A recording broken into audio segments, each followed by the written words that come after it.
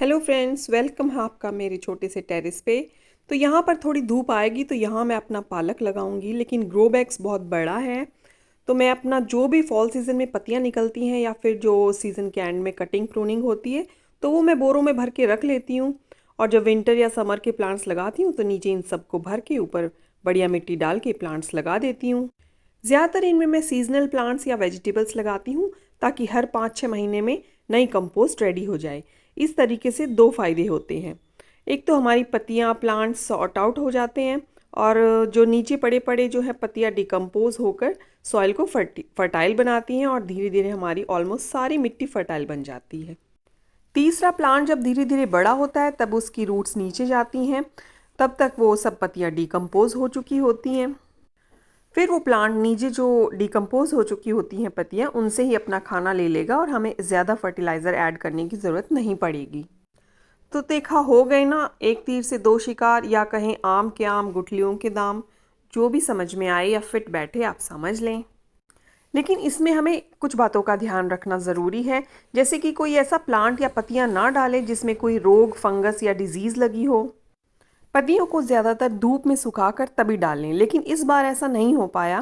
बीच बीच में पूरे अक्टूबर बारिश आती रही, जैसे ही 3-4 दिन पत्तियाँ कुछ सूखती बारिश आ जाती। तो इस बार पत्तियाँ ऐसे ही डाल दी, लेकिन फंगस ना लगे इसके लिए इसमें ट्राइकोडर्मा मिला देंगे। तो अब देखिए मैंने ग्रो बैग रख लिया है और उसमें एक लेयर मिट्टी की डाल दी है, और ये मिट्टी मेरी पहले वाली मिट्टी है जो मैंने रेडी की थी। इसमें नीचे पत्तियाँ डाल के ग्रो बैग भरा था, तो उसमें से ही थोड़ी सी ये एक दिन धूप में डाल के बस, और फिर इसमें ये फिल कर दिए। देखिए इसका कलर ब्लैक है। और अब इसके ऊपर हम पत्ते डाल देंगे अपने, जो अब निकाले हैं हमने, जो भी कटिंग वगैरह की है। अब ये थोड़े गीले हैं तो मैंने बताया कि इसमें मैं ट्राइकोडर्मा मिला दूंगी थोड़ा, ताकि फंगस ना लगे। तो हाफ बैग मैंने ये फिल कर लिया है और अब इसमें मैं नई मिट्टी डाल दूंगी। वैसे कोई भी मिट्टी डाल सकते हैं, लेकिन मैं नई मिट्टी डाल दूंगी ताकि वो भी फर्टाइल हो जाए। और देखिए इसका कलर थोड़ा येलो है क्योंकि इसमें कोई भी खाद मिक्स नहीं।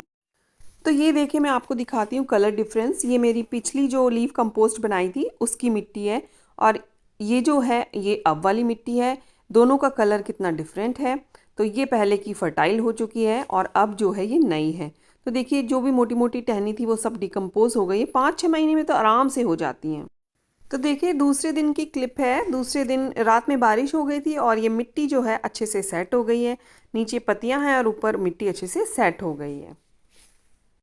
तो अब ये देखिए जो मटके में मैंने अपनी किचन वेस्ट कंपोस्ट बनाई थी, तो इसमें जो है किचन वेस्ट भी था और गोबर के उपले वगैरह सब कुछ था। तो ये काफ़ी न्यूट्रिशियस खाद थी।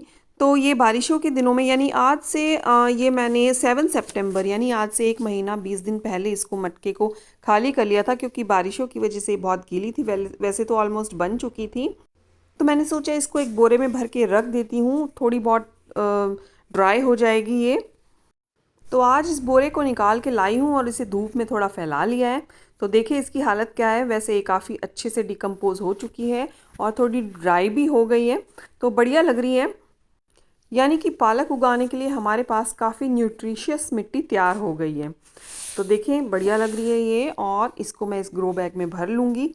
उससे पहले इसमें इसमें भी मैं थोड़ा सा ट्राइकोडर्मा मिला लूँगी फंगस वगैरह से बचने के लिए। वैसे वो गुड फंगस होती है ट्राइकोडर्मा, तो ऐसा कोई नुकसान नहीं करेगी। बस थोड़ा सा ही मिला लूँगी। तो अब इसमें मैं ये मिला लेती हूँ और फिर इसको इस ग्रो बैग में भर के इसके ऊपर हम पालक के सीड्स लगा देंगे। तो इस तरह से मेरी पुरानी किचन वेस्ट कंपोस्ट यूज़ हो गई। नीचे पत्तियों की खाद भी बनती रहेगी और ऊपर हमारा पालक भी तैयार होता रहेगा।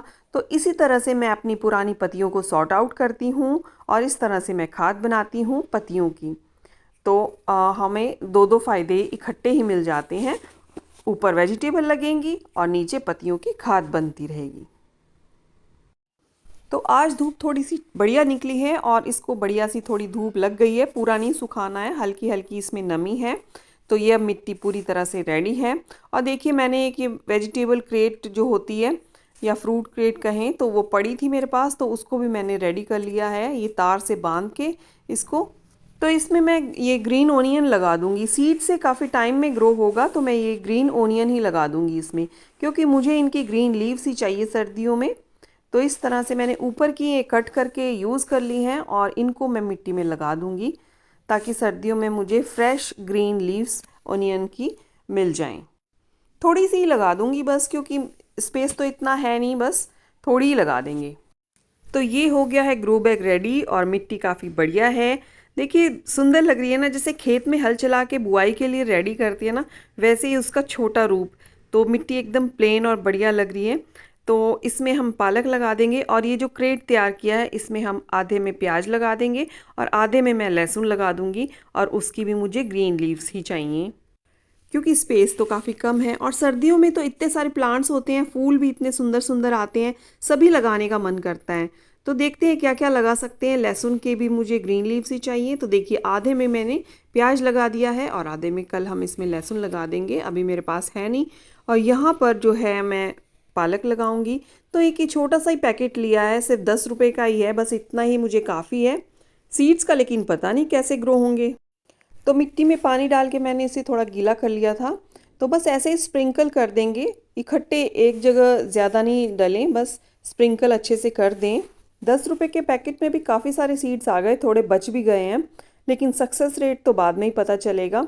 तो ये जो थोड़े से बचे हैं, तो मेरे पास एक ऐसा ही जो है ऐसा क्रेट पड़ा हुआ है, तो उसमें भी मैं ऐसे ही स्प्रिंकल कर दूंगी, ताकि 2 जगह लग जाएंगे, ये सीड काम आ जाएंगे, रखने का तो कोई फ़ायदा नहीं है। तो अब इस पे कोकोपीट और वर्मी कंपोस्ट का मिक्सचर मैं थोड़ा थोड़ा डाल दूंगी, और इसको मैंने ग्रीन नेट से कवर कर दिया है ताकि गिलहरी जो है इनको डिस्टर्ब ना करे। तो इनमें से धूप भी लगती रहेगी और ये ग्रो हो जाएंगे। तो दूसरा वो क्रेट तैयार करने के लिए मुझे थोड़ी सी और मिट्टी तैयार करनी पड़ेगी।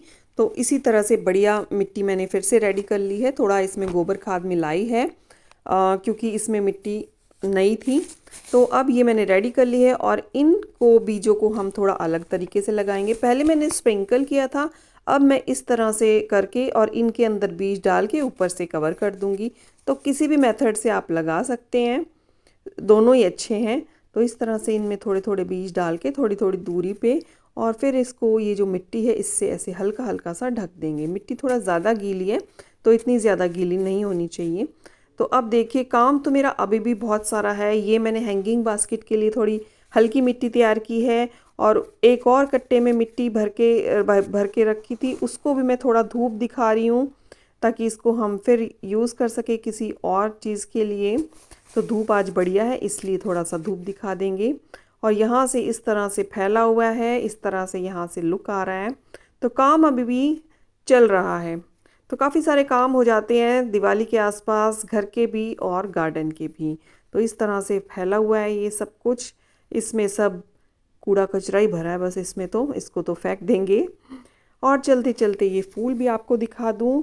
ये मॉर्निंग ग्लोरी और अपराजिता के इकट्ठे ही इस बाल्टी में बेल लगी हुई है, और दोनों बढ़िया फ्लावरिंग पे हैं और बहुत ही सुंदर लग रहे हैं मिक्स एंड मैच होके। तो आज का ये वीडियो आपको कैसा लगा? तो लीफ कंपोस्ट मैं ऐसे बनाती हूँ और ऊपर मैं सब्जी लगाती हूँ, तो दो दो तीन तीन काम इकट्ठे हो जाते हैं। तो अगर अच्छा लगा है मेरा वीडियो तो इसे लाइक करें, शेयर करें, और मेरे चैनल पे नए हैं तो सब्सक्राइब करें। मिलती हूँ नेक्स्ट वीडियो में, और तब तक गार्डनिंग करते रहिए, खुश रहिए। Happy gardening.